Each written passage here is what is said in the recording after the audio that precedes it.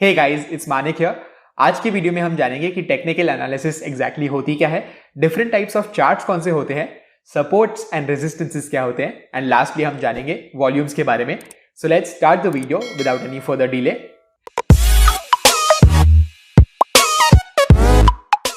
And guys, अगर मैं technical analysis को एकदम सिंपल वर्ड्स में डिफाइन करने की कोशिश करूं एंड लेट्स से कि मे बी मैं 3 वर्ड्स में बताना चाहूं कि एग्जैक्टली टेक्निकल एनालिसिस होती क्या है, तो it is nothing but the study of charts. यानी जो भी हम चार्ट्स पे देखते हैं, चाहे आप वो ट्रेंड लाइन्स की बात करो, इंडिकेटर्स की बात करो, सपोर्ट्स या रेजिस्टेंसेस की बात करो, that all comes into technical analysis and we will cover all of these, so don't worry. Technical analysis basically past की स्टडी होती है, यानी जो भी हिस्ट्री में हो चुका है उसको हम स्टडी करते हैं ताकि हमें एक ऐसा आइडिया मिल पाए कि मे बी फ्यूचर में क्या होने वाला है वो हमें पास्ट स्टडी करके पता लग सकता है। So that is the whole concept behind technical analysis. So guys, technical analysis के कुछ प्रिंसिपल्स भी होते हैं which I would like to discuss. And हमारा first principle is that price discounts everything.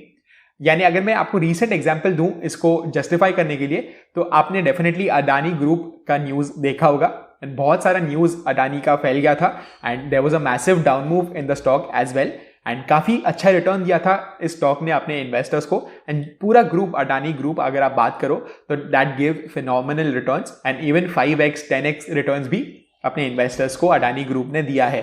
But what happened was recently news के वजह से हमें एक थोड़ा सा डाउन मूव देखने को मिला स्टॉक में। एंड अगर आप चार्ट में जाके देखोगे तो उस डाउन मूव के पहले already the stocks had started selling off 2 or 3 days back. So technical analysis का first principle is price discounts everything. Guys, हमारा second principle is that the price continues to move in a trend until it bends. Trend का मतलब basically ये होता है कि अगर price ऊपर जाते जा रहा है, that basically means that price is in a up trend. So ये प्रिंसिपल ये बोलता है कि जब तक प्राइस ऊपर जाते रहेगा तब तक price is in a up trend, और जैसे ही वो पलटता है, जैसे ही एक यू टर्न मारता है वो स्टॉक, दैट बेसिकली मीन्स कि वो अप ट्रेंड खत्म हो गया है एंड मे बी एक साइडवेज ट्रेंड आने वाला है या डाउन ट्रेंड आने वाला है। So this is the second principle, that the price continues to go in a trend until it bends. हमारा third principle is that price is a reflection of the psychology of market participants. यानी जो भी हम charts पे देखते हैं वो सारा एक साइकोलॉजी का रिफ्लेक्शन है मार्केट पार्टिसिपेंट्स का। जो डेली बेसिस पे मार्केट पार्टिसिपेंट्स बाय या सेल करते हैं, that is what we are seeing via the charts. And guys, हमारा fourth principle is that history repeats itself. So technical analysis में ये माना जाता है कि जो हिस्ट्री में हो चुका है, जो चार्ट पैटर्न्स बने हैं वो आगे भी बनेंगे एंड वो वैसे ही रिएक्ट भी करेंगे। So these were are 4 principles guys. Now let's talk about कि हमें टेक्निकल एनालिसिस क्यों करना चाहिए exactly.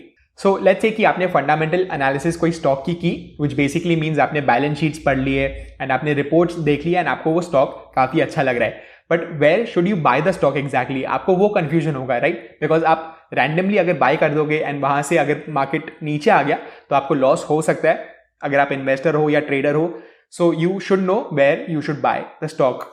This is where technical analysis helps us, क्योंकि हमें सपोर्ट और रेजिस्टेंस के बारे में जान के हमें एक आइडिया मिल जाता है कि मे be this is the right point या that is the right point to buy और सेल द स्टॉक। सो हम इन्फॉर्म्ड डिसीजन ले सकते हैं अगर हमें टेक्निकल एनालिसिस के बारे में पता है।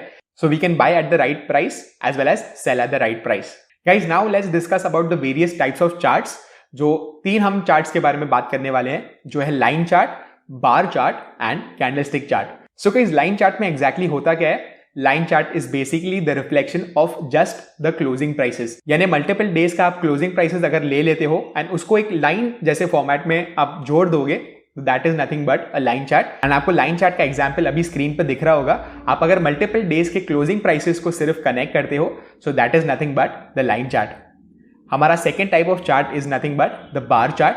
बार चार्ट में गाइज आपको 4 प्राइसेस चाहिए होते हैं।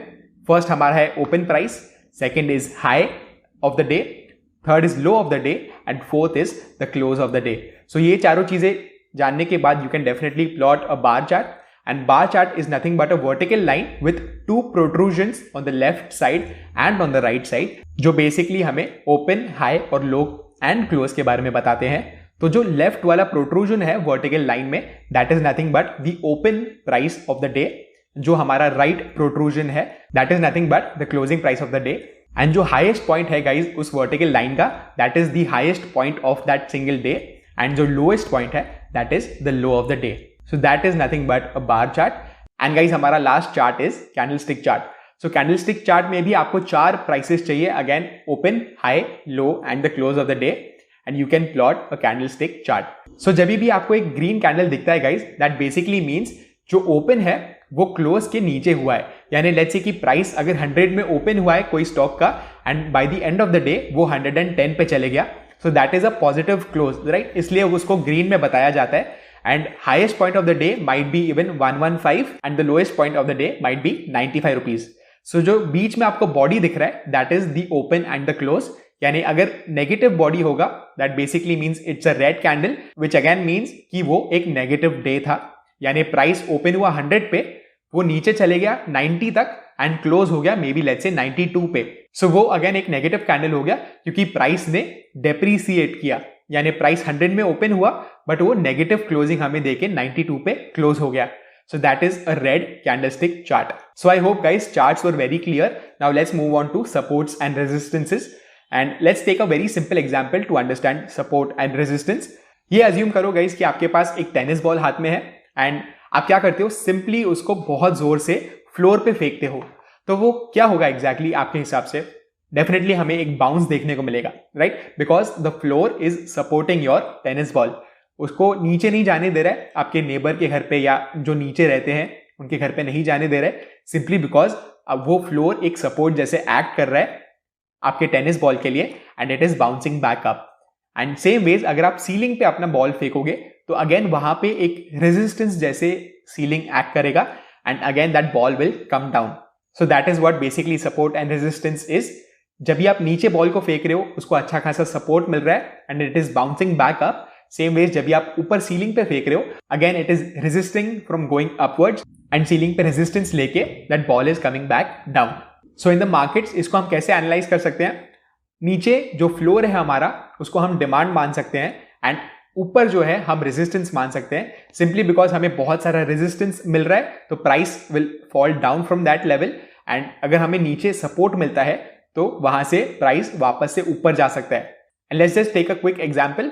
सो लेट्स से कि 100 पे कोई स्टॉक प्राइस चल रहा है, it falls down to 90 and in a few days it rises back up to 110.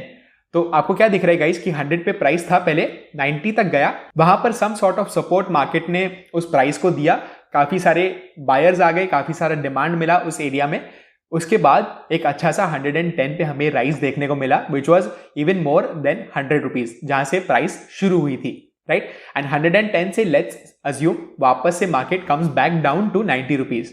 सो आपको सपोर्ट भी दिख रहा है एंड रेजिस्टेंस भी यहां पर दिख रहा है. वाई? बिकॉज 110 पे मार्केट ने रेजिस्टेंस लिया, that ceiling that we were talking about, market ने 110 पे रेजिस्टेंस लिया, it came back down to 90 levels and 90 level से लेट्स जस्ट अज्यूम कि वापस से 95 तक हमें बाउंस देखने को मिला. सो ये एक रेंज एस्टैब्लिश हो गया कि यार 90 लेवल्स पे we are seeing a good amount of support and what we can expect is that 110 पे हमें रेजिस्टेंस देखने को भी मिलेगा. सो लेट्स जस्ट अज्यूम कि अगेन जब भी मार्केट 110 पे जाएगा again we will see some sort of resistance build up in that area, जिससे maybe market will take a lot of supply and the price will come back down. And guys मैं एक और important चीज आपको बताना चाहूंगा, जब भी एक सपोर्ट ब्रेक होता है वो एक रेजिस्टेंस जैसे एक्ट करने लग जाता है एंड जब भी एक रेजिस्टेंस ब्रेक होता है तभी वो सपोर्ट जैसे एक्ट करने लग जाता है. This is known as the concept of polarity.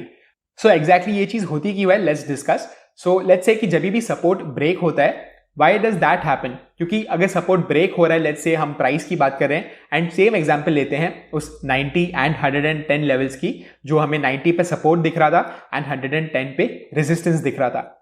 And let's say for some reason बहुत सारे बायर्स 90 लेवल्स पे नहीं बचे एंड काफी बार वो प्राइस पॉइंट टेस्ट हो चुका है 90 रुपीज का and let's say we move back down to 80 rupees. So हमने क्लियरली देखा गाइस कि 90 पे वो सपोर्ट अभी तक बाकी नहीं है and it move down to 80 rupees and now let's say कि 90 रुपीज पे वापस से एक रेजिस्टेंस बन जाएगा, अभी सपोर्ट नहीं बचेगा. Why is this? Simply because वहां पर डिमांड नहीं था एंड काफी सारा सप्लाई आ गया, जिसके वजह से 90 लेवल्स ब्रेक डाउन हो गए. And now what will happen is next time when the prices come back to 90 rupees, हमेशा वहां पर सप्लाई रेडी रहेगा, बिकॉज वहां पर जब भी ब्रेक डाउन हुआ था काफी सारा सप्लाई आया था एंड जब भी वापस मार्केट वहां पर टेस्ट करेगा उस लेवल को, again we can also see the supply coming back. Same ways if we take an example of the breakout of 110 levels and वापस से मार्केट उसको टेस्ट करने को आता है, वी कैन अज्यूम कि हमें वहां पर डिमांड देखने को मिलेगा, सिंपली बिकॉज काफी सारा सप्लाई वहां पर नहीं बचा था, बहुत ज्यादा डिमांड आ गया, इसलिए 110 लेवल्स का ब्रेकआउट हमें देखने को मिला। एंड लेट्स से आफ्टर अ फ्यू डेज वापस से 110 लेवल्स पे अगर मार्केट आता है तो वहां पर हमें सपोर्ट देखने को मिलेगा, बिकॉज वो डिमांड इतना ज्यादा था, इसलिए फर्स्टली तो प्राइस ने ब्रेकआउट किया एंड वापस अगर उसी लेवल पे आके मिल रहा है हमें, तो definitely demand will show some strength to the stock. So guys now let's talk about volumes.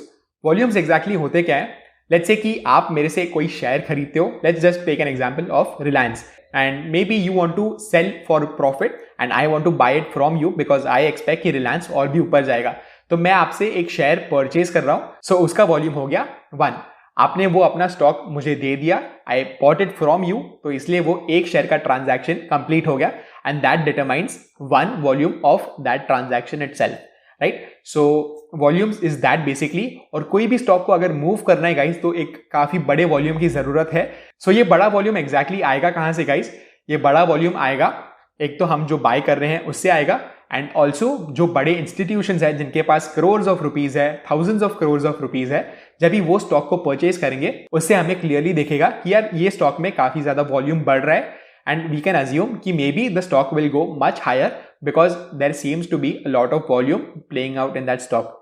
सो जब भी बहुत स्टॉक ऊपर जा रहा है वी कैन ऑलवेज सी कि यार volumes are also rising with the stock, which basically means कि काफी सारा इंटरेस्ट आ रहा है उस स्टॉक में, that's the reason the stock is rising so much. So कोई भी इन्वेस्टमेंट अगर आप देखोगे and over the long term उसमें अगर वॉल्यूम्स काफी बढ़ रहे हैं with the stock price increase as well, तो आप ये अज्यूम कर सकते हो कि may be there is still more room left on the upside for that same stock.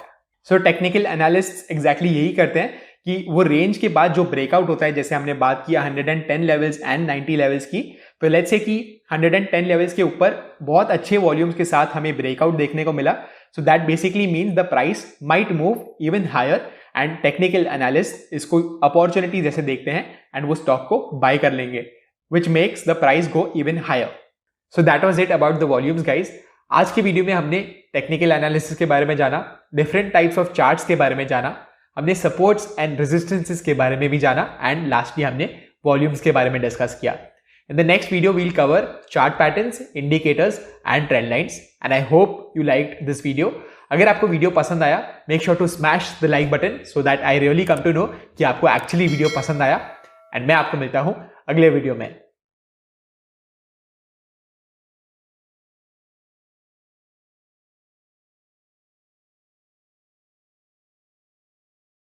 Investment in securities market are subject to market risks. Read all the related documents carefully before investing. Please read the risk disclosure documents carefully before investing in equity shares, derivatives, mutual fund, and or other instruments traded on the stock exchanges.